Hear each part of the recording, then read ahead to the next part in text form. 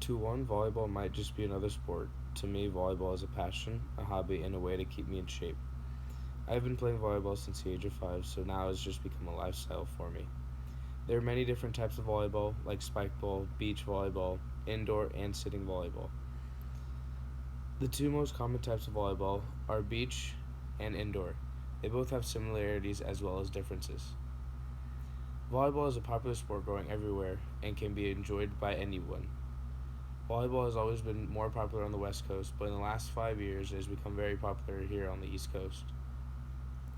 Maybe if you haven't played volleyball, this will help you inform. This will help to inform a little more about the sport. Let's get started with the two most commonly played types of volleyball. On one hand, we have indoor volleyball. In indoor volleyball, each team has a minimum of 6 players. Most teams usually have around 10 to 12 players due to injuries and substitutions, but on the court there will always be 6 players and only 6 players. These 6 players rotate in a clockwise direction.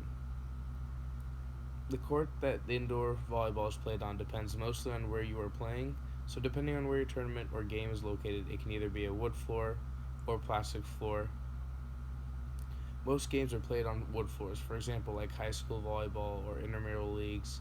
Those tend to play at a school gym, so they'll be on wood floors. Many times, tournaments have more teams, so they host it at a convention center where they use little plastic tiles to form a court. These tiles are interlocked, so when playing on them, they don't come apart. In indoor volleyball, the ball itself is a key element to how the game is played. Because indoor volleyball is a fast paced game that has 6 players on the court, the chances of hitting the ball harder are a lot higher. What I mean by this is that since more players are on the court, you have a better chance at setting the ball up for your attacker. So, for this reason, the indoor ball is made of leather and is heavier than the outdoor ball. The heavier the ball, the quicker and the harder the ball can be played. An indoor volleyball is played to 25 points. Most matches are best 2 out of 3 series. If both teams split the first and the second game, the third game is then played to 15 points. This may seem like a lot at first, but practice makes the sport much easier. On the other hand, we have beach volleyball. Beach volleyball has become more and more popular over the past few years, especially here in Florida. When playing beach volleyball, it seems a lot harder because there are only 2 players. Unlike indoor volleyball, since there are only 2 players on the court at all times, they don't have to rotate. Each player picks their desired side and can switch sides if they want. I'm sure we all know why they call it beach volleyball, and if you don't, that's okay. A beach court is just sand. The court is marked with a wide, thin rope that has the ability to bounce a little when the ball is hit on the line. This helps players know when the ball landed in or out. This court is a little smaller than an indoor court just because there are only 2 players instead of 6.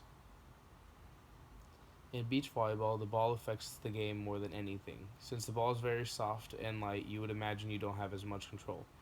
However, because the game is played a little slower than indoor, the ball isn't hit as hard either.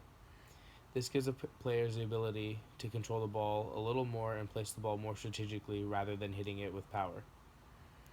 Beach volleyball is played to 21 points. If the match is a best 2 out of 3 series, then the third game, which is the tiebreaker, is only played to 15 points.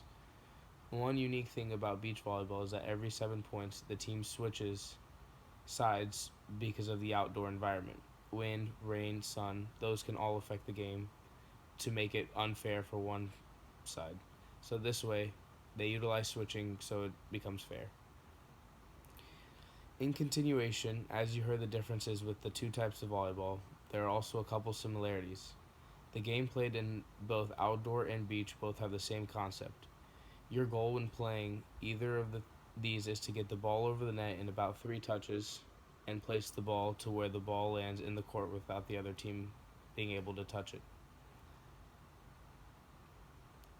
In indoor and beach volleyball, the net regulations are the same. Both the nets for each stand 8 feet high, even though in the beach it is harder to jump as high, the net stays the same. Indoor players often train on the beach courts to increase their jumping ability. The last main similarity between indoor and beach volleyball is the tiebreaker, or also known as the third set. The third set is usually dependent on the first two games. If the first and the second set are split between the two teams, then the third set is played as a tiebreaker, which is to 15 points. To conclude, I would like to say that volleyball is a great sport to play competitively or just enjoy with some friends or family, whether that's beach or indoor. Both indoor and beach volleyball have a similar concept and also have their specific differences that make each one fun. Hopefully, this speech gives you some information that you might not have known and influences you to come out and play some volleyball. Thank you.